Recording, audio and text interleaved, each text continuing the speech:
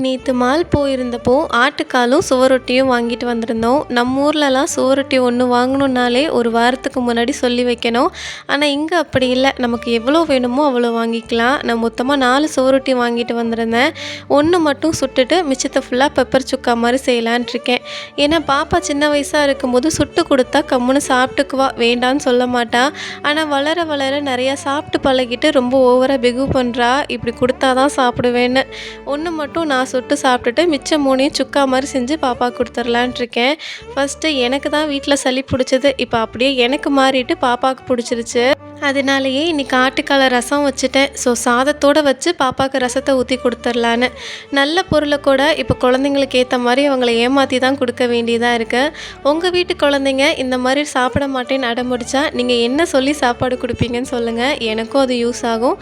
நாளைக்கு அடுத்த vlogல பார்க்குறேன் உங்களை. பாய்.